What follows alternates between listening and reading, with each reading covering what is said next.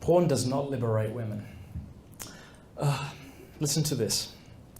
In 2007, researchers analysed the top-selling pornographic DVDs. In this study, they viewed 304 sex scenes. In those scenes, this is what they found. 3,376 acts of verbal or physical aggression. That's an act of aggression every minute and a half, by the way. About 88% of scenes, 88% of scenes contained at least one act of physical aggression, such as slapping, gagging. You know this if you're looking at porn. Verbal aggression was present in about 48.7% of adult videos. Women being called things like bitch and slut, and much, much worse. In 73% of instances, men were the aggressors. When women were the aggressors, they were perpetrating their violence on almost always women. In 95% of the scenes, the person receiving the aggression reacted neutrally or as if they were enjoying it. Now keep in mind that this is from the top-selling pornographic content. I'm not saying this is like fringe stuff. This stuff is how pornographers make their money. So to say, well, they're just well-rounded nymphomaniacs, liberates women, are you kidding me? But let's play devil's advocate for a moment. You might say, well, what about dear Bella Knox at Duke University, who says she enjoys being punched in the face and choked, and apparently. Well, let's take her at her word, shall we? And let's assume she's had a perfect childhood. Good father, good mother. She loves it. Does that make it okay? Does being cool with being degraded make being degraded any more cool? I don't think it does.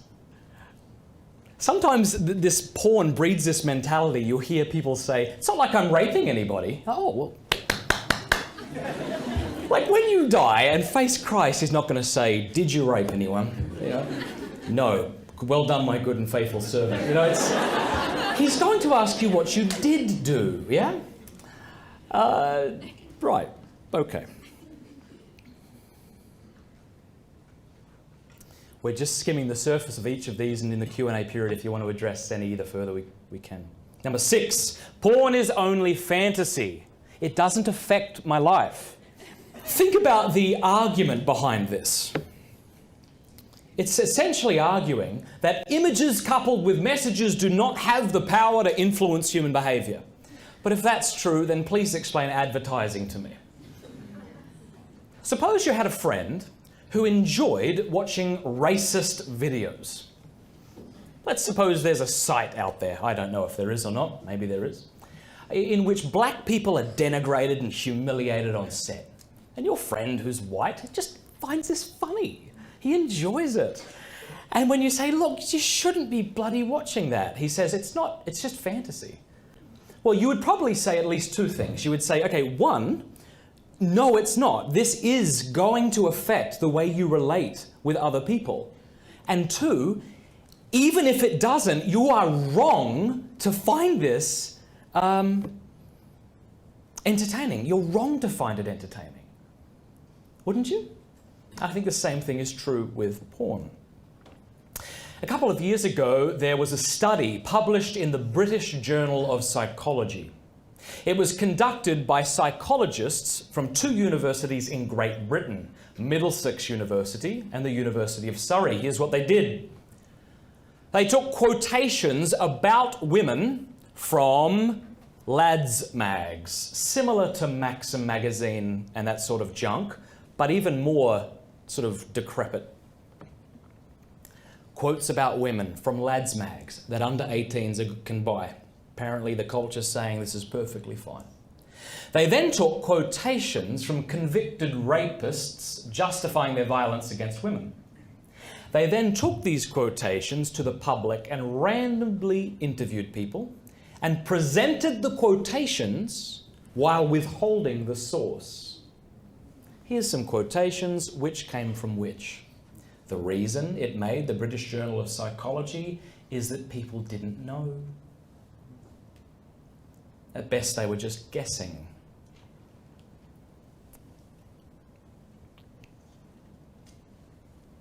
Not only does it affect us emotionally, intellectually, the Catechism of the Catholic Church says it immerses all who are into it into the illusion of a fantasy world, it also is affecting us physiologically. If you've been paying attention to the news of late, you'll probably would have stumbled across articles that discuss this sort of thing. Mary Ann Layden, again, said this. She works with those victims of sexual abuse, those who are addicted to sex, both men and women. Right? She said this. I have also seen in my clinical experience that pornography damages the sexual performance of the viewers. Pornography viewers tend to have problems with premature ejaculation and erectile dysfunction. Yay! She didn't write yay, just... Having spent so much time in unnatural sexual experiences with paper, celluloid and cyberspace, they seem to find it difficult to have sex with a real human being. Pornography is raising their expectation and demand for types and amounts of sexual experience, and at the same time it's reducing their ability to experience sex. There are many self-interested reasons to want to be porn-free that have nothing to do with religion. Number 7. No one ever says this, but we all think it. Porn will make me happy. Like, no one's ever said that. Man, this coffee's not very good. I know what'll work. Porn. Look, listen to me, my people. If you're a young woman and you're hooked on porn, I love you. You're beautiful. If you're a young man, you're looking at porn, you're hooked on it, you're up to your eyeballs in it, you're looking at stuff that you think I'd throw up over if I saw. I love you. You're good. All right, look. People don't go to porn because they're awful people.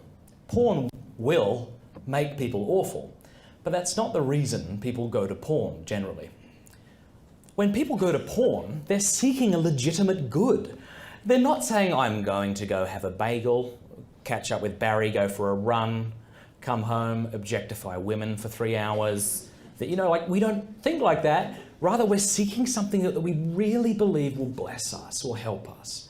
And St. Thomas Aquinas talks about this, that we don't seek sin for the sake of sin, except that we're seeking a legitimate good in the wrong way. So what are the reasons we go to porn? Well, one, it feels really good.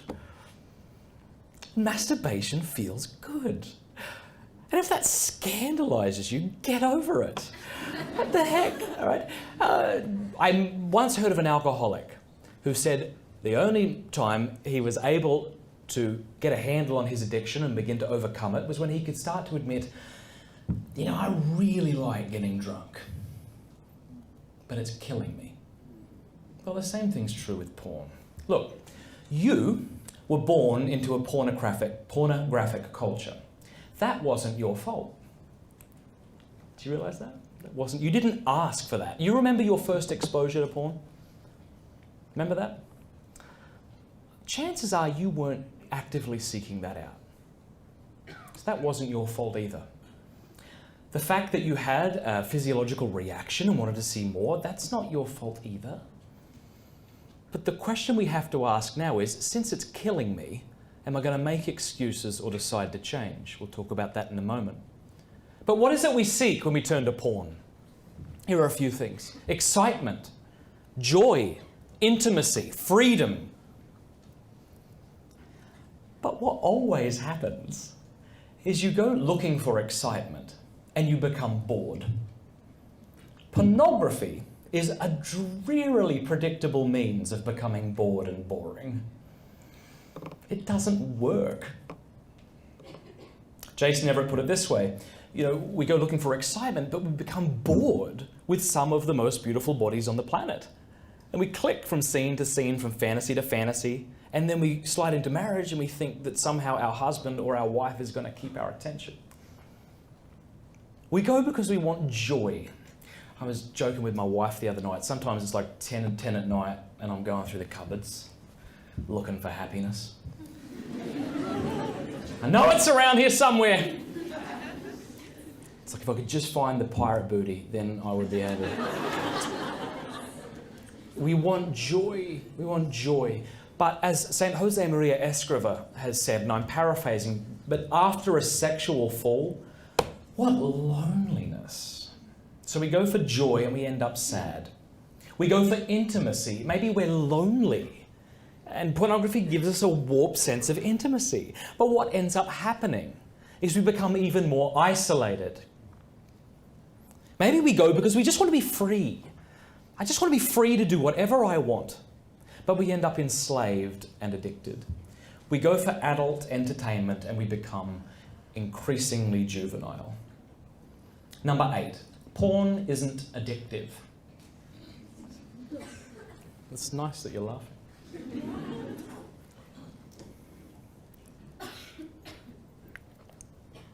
Now, the argument usually goes as follows.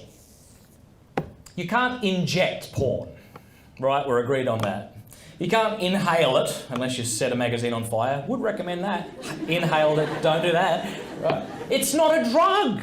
Porn isn't a drug, therefore it can't be an addiction, therefore stop calling it an addiction. You're trivializing real addictions like methamphetamines and alcohol. While it's true that pornography isn't a drug, it's also true that pornography elicits powerful neurotransmitters, aka brain drugs, in the brain, which the brain can and does become addicted to. So the old notion that it can't be a drug because I'm not inhaling it is hopelessly out of date with what we now know through modern neuroscience. Dr. Kevin Skinner is a neurosurgeon in San Antonio, and on my website, theporneffect.com, I interviewed him. And he says, let's talk about the neurotransmitter dopamine, which, in addition to its role in body movement, if you have a friend who has Parkinson's disease, it's very likely they're being given a derivative of dopamine, it plays a key role in the pleasure reward centers of the brain. It incentivizes us to produce behaviors that are conducive to our survival. Have sex, exercise, even win a game, eat a hamburger. But Dr. Hilton says that when the pathways are used compulsively, a downgrading occurs, and this neurotransmitter begins to shrink, and the reward cells in what's called the nucleus accumbens are now starved for dopamine. It's as if we've now reset the pleasure thermostat in our brain. And we now need harder forms of that drug, and in this case with pornography, more shocking forms of that drug just to feel even, just to feel normal, like someone who isn't addicted to porn. And as a feedback of sorts, the frontal lobe, which is critical in making good decisions, right, judgments, can actually begin to shrink as well. You may have been aware, or you may have seen something about the study that came out of Germany earlier this year that suggested that porn addicts have smaller brains. Look it up. In their book, The Porn Trap, Larry and Wendy Maltz, who are themselves not Christians either, they say it can take around about 18 months for the dopamigenic system to restore itself. So healing does happen. The brain can heal itself, but it needs time in detox.